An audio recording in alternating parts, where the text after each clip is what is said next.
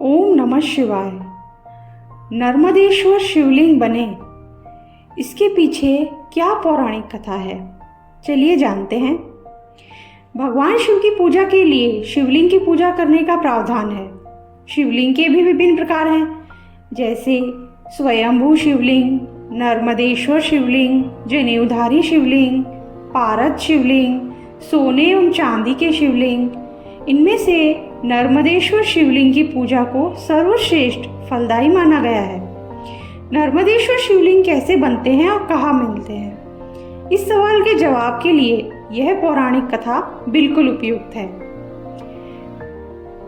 नर्मदा का प्रत्येक पत्थर शिवलिंग बताया जाता है। पौराणिक काल में एक बार नर्मदा जी ने अत्यधिक कठोर तपस्या करके भगवान परमपिता ब्रह्मा को प्रसन्न किया। ब्रह्मा जी ने प्रकट होकर नर्मदा जी से वरदान मांगने को कहा। नर्मदा जी ने परमपिता ब्रह्मा जी से कहा, हे भगवान, यदि आप मेरी तपस्या से संतुष्ट हैं और आप मुझ पर प्रसन्न हैं, तो मुझे गंगा जी के समान होने का वरदान दीजिए।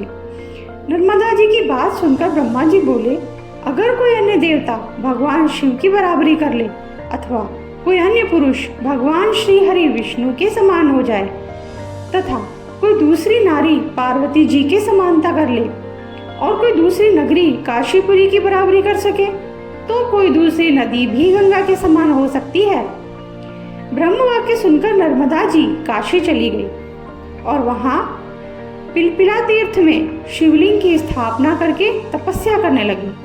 भगवान शिव नर्मदा जी पर बहुत प्रसन्न हुए और उनके समक्ष प्रकट होकर वरदान मांगने के लिए कहा। नर्मदा जी ने भगवान शिव से कहा, हे भगवान, मुझे आपके चरण कमलों की भक्ति चाहिए।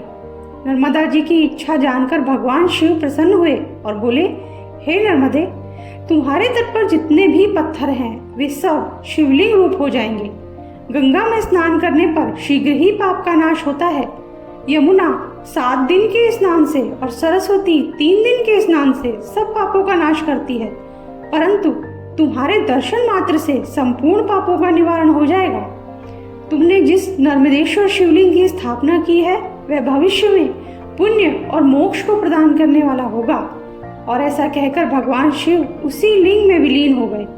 इसीलिए ऐसा माना जाता है कि नर्मदा का हर कंकर शिव शंकर है। ऐसे ही प्राकृतिक और स्वयंभू शिवलिंगों में प्रसिद्ध नर्मदेश्वर पवित्र नर्मदा नदी के किनारे पाया जाने वाला एक विशेष गुणों वाला पाषाण ही नर्मदेश्वर शिवलिंग कहलाता है। नर्मदेश्वर शिवलिंग का एक ही रूप माना जाता है। इसकी विशेषता यह है कि यह प्राकृतिक रूप से ही बनता है। नर्मदेश्वर शिवलिंग भारत के मध्य प्रदेश एवं गुजरात राज्यों में नर्मदा नदी के तट पर ही पाए जाते हैं। नर्मदा भारत अन्य नदियों से विपरीत पूर्व से पश्चिम की ओर उल्टी दिशा में बहती है। किसी भी अन्य पाषाण निर्मित शिवलिंग की अपेक्षा नर्मदेश्वर शिवलिंग में कहीं अधिक ऊर्जा समाहित रहती है। नर्मदा नदी से निकले शिवलिंग को सीधा ही स्थापित किया जा सकता है। इसके प्राण प्रतिष्ठा की आवश्यकता नहीं होती।